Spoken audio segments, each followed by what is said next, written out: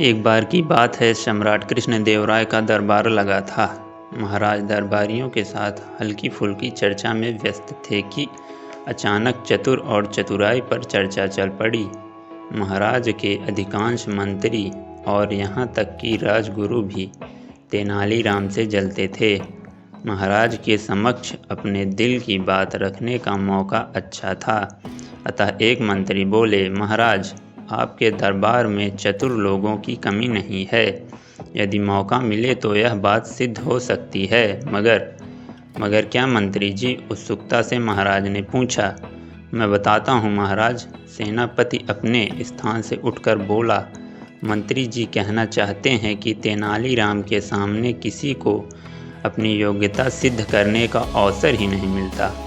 हर मामले में तेनालीराम अपनी टांग अड़ा देते हैं और चतुराई का सारा श्रेय स्वयं ले जाते हैं। अन्नदाता जब तक दूसरे लोगों को अवसर नहीं मिलेगा, वे अपनी योग्यता भला कैसे सिद्ध करेंगे? फिर महाराज गंभीर हो गए, समझ गए कि सभी दरबारी तेनालीराम के विरुद्ध हैं। कुछ क्षणों तक वे कुछ सोचते रहे। अचानक ही उनकी दृष्टि एक कोने में ठाकुर जी की प्रतिमा के सामने जलती धूप बत्ती पर स्थिर हो गई और तुरंत ही उन्हें दरबारियों की परीक्षा लेने का उपाय सूझ गया।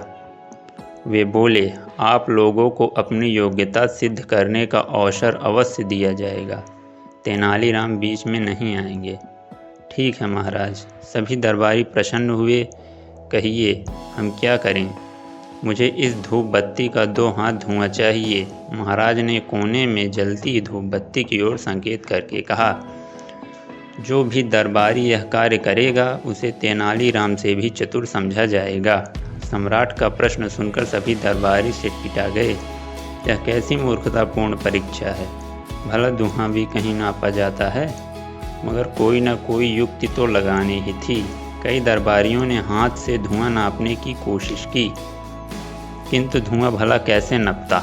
वह तो ऊपर उठता और बल खाए सांप की तरह इधर उधर लहरा जाता।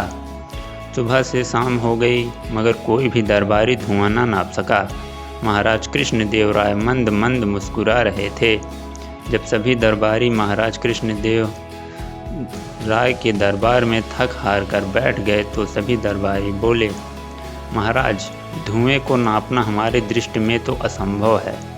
हाँ, यदि तेनालीराम इस कार्य को कर देगा तो हम उसे अपने से चतुर अवश्य मान लेंगे।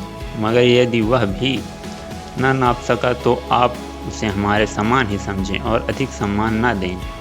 महाराज कृष्णदेव ने मुस्कुराते हुए तेनालीराम की तरफ देखा। क्यों तेनालीराम, क्या तुम्हें दरबारियों की चुनौती स्वीकार है? मैं भी कोशिश ही कर सकता हूँ अन्नदाता। तेनालीराम अपने स्थान से उठकर विनम्रता से सिर झुकाकर बोले, मैंने सदा आपके आदेश का पालन किया है, इस बार भी करूँगा। तेनालीराम ने एक सेवक को अपने करीब बुलाकर उसके कान में कुछ कहा। सेवक तत्काल वहाँ से चला गया। दरबार में सन्नाटा छाया रहा। सभी उत्सुक थे कि देखें तो तेनालीराम कैसे धुएं को नाप कर राजा को 2 हाथ धुआं सौंपता है। तभी सेवक शीशे की 2 हाथ लंबी एक नली लेकर दरबार में हाजिर हुआ। तेनालीराम ने धूप बत्ती से उठते धुएं पर उस नली का मुंह लगा दिया। धुआं नली में भरने लगा और कुछ ही देर में पूरी नली धुएं से भर गई। तेनालीराम ने कपड़ा ठूस कर नली का मुंह बंद कर दिया। फिर उसे महाराज की ओर बढ़ाकर बोला, लो महाराज, 2 हाथ नपा तुला धुआं। महाराज ने मंद मंद मुस्कुराते हुए नली ले ली। फिर दरबारियों की ओर देखा। सभी के सिर झुके हुए थे। कुछ एक दरबारी जो तेनालीराम से ईर्ष्या नहीं करते थे, आंखों में प्रशंसा के भाव लिए तेनालीराम को देख रहे थे। महाराज बोले, अब तो आप लोग मान गए कि तेनालीराम वास्तव में बुद्धिमान हैं और इनका मुकाबला कोई नहीं कर सकता।